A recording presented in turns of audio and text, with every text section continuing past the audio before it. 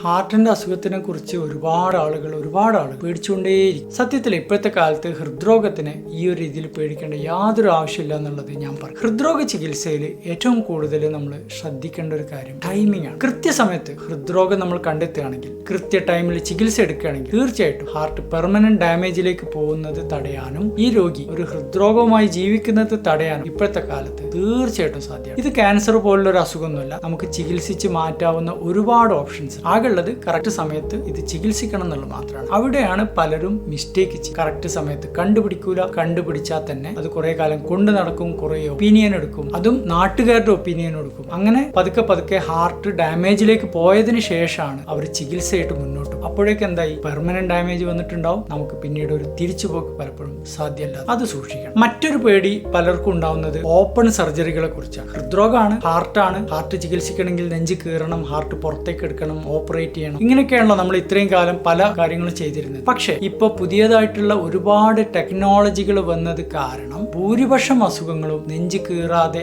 മയക്കാതെ, മുറിക്കാതെ മാറ്റിയെടുക്കാൻ വേണ്ടിയിട്ട് സാധിക്കും. പണ്ട് കാലത്ത് ബൈപ്പാസ് നിർബന്ധമായിരുന്ന ഒരുപാട് അവസ്ഥകൾ, കാൽഷ്യത്തിന്റെ പ്രശ്നങ്ങളാവട്ടെ, രണ്ടാമത് ബ്ലോക്ക് വന്നതാവട്ടെ, മൂന്നാമത് ബ്ലോക്ക് വന്നതാവട്ടെ, ബൈപ്പാസിനകത്ത് ബ്ലോക്ക് വന്നതാവട്ടെ, ഇതുപോലുള്ള എല്ലാ അവസ്ഥകളും മാറ്റിയെടുക്കാനുള്ള കീ ഹോൾ ഓപ്ഷൻസും ആൻജിയോപ്ലാസ്റ്റി ചികിത്സകളും, കാൽഷ്യം തുറക്കുന്ന മെഷീനുകളുണ്ട്, കാൽഷ്യം പൊട്ടിക്കുന്ന മെഷീനുകളുണ്ട്, ലേസർ ചികിത്സകളുണ്ട്, ഹൃദയത്തിനകത്തേക്ക് ക്യാമറ ഇറക്കാനുള്ള സൗകര്യമുണ്ട്. ഇതുപോലുള്ള എല്ലാ ചികിത്സാ മാർഗങ്ങളും ഉപയോഗിച്ച് ബൈപ്പാസ് പോലുള്ള ഓപ്പറേഷൻ സർജറികളെ പരമാവധി നമുക്ക് ഒഴിവാക്കാൻ വേണ്ടിയിട്ട് ഇപ്പോൾ സാധിക്കാം. ഇനി വാൽവിന്റെ അസുഖങ്ങളെ കുറിച്ച് ആലോചിക്കുകയാണെങ്കിൽ, വാൽവിന്റെ അസുഖവും ബ്ലോക്കിന്റെ അസുഖവും വ്യത്യാസമുണ്ട് കേട്ടോ. അതുകൊണ്ട് തന്നെ മുമ്പ് ഇങ്ങനെയുള്ള ചികിത്സകൾ ഓപ്പൺ ആയിട്ട് സാധ്യമായിരുന്നുള്ളൂ. ഇപ്പൊ അങ്ങനെയല്ല, അതിനും കീഹോൾ ചികിത്സ ലഭ്യമാണ്. ഇങ്ങനെ കീഹോൾ ചികിത്സ ചെയ്യുമ്പോൾ ഏറ്റവും വലിയ മെച്ചം എന്താണെന്ന് വെച്ചാൽ, വെറും ഒരാഴ്ച കൊണ്ട് തന്നെ രോഗി തിരിച്ച് ജോലിയിലേക്ക് പ്രവേശിക്കുകയാണ്. പിന്നെ റെസ്റ്റിന്റെ ആവശ്യമൊന്നുമില്ല. എന്തൊരു സൗകര്യമാണ്. മറ്റൊരു പ്രധാന കാര്യം എനിക്ക് എടുത്തു പറയാം, കേരളത്തിനെ കുറിച്ചാണ്. കേരളത്തിലെ ഒരുവിധം എല്ലാ ചെറിയ ടൗണുകളിലും ഇപ്പോൾ ഹാർട്ടിന്റെ ബ്ലോക്ക് ചികിത്സിച്ച് മാറ്റാൻ സൗകര്യമുള്ള ആശുപത്രികളുണ്ട്, കാത്ത് ലാബുകൾ. അതുകൊണ്ട് തന്നെ എന്താ സംഭവിക്കാന്ന് വെച്ചാൽ, ഒരു വ്യക്തിക്ക് ഹാർട്ട് അറ്റാക്ക് വരികയാണെങ്കിൽ വെറും അരമണിക്കൂറിനകത്തോ 1 മണിക്കൂറിനകത്തോ തന്നെ ബ്ലോക്ക് മാറ്റാനുള്ള അത്ര ഫാസ്റ്റ് ആയിട്ട് നമുക്ക് ചികിത്സ കൊടുക്കാൻ പറ്റുന്നുണ്ട്. പല ആളുകൾക്കും ചികിത്സ കിട്ടുന്നുണ്ട്. ഇതുകൊണ്ടുള്ള മെച്ചം എന്താണെന്നറിയോ, ആളുടെ ആയുസ് രക്ഷപ്പെടുന്നുള്ള മാത്രമല്ല, ഹൃദയത്തിന്റെ പമ്പിങ് കുറയാതെ ആളെ നമുക്ക് തിരിച്ചു കിട്ടുക. പമ്പിങ് കുറഞ്ഞാൽ എന്താ പ്രശ്നം എന്നറിയാം, ആ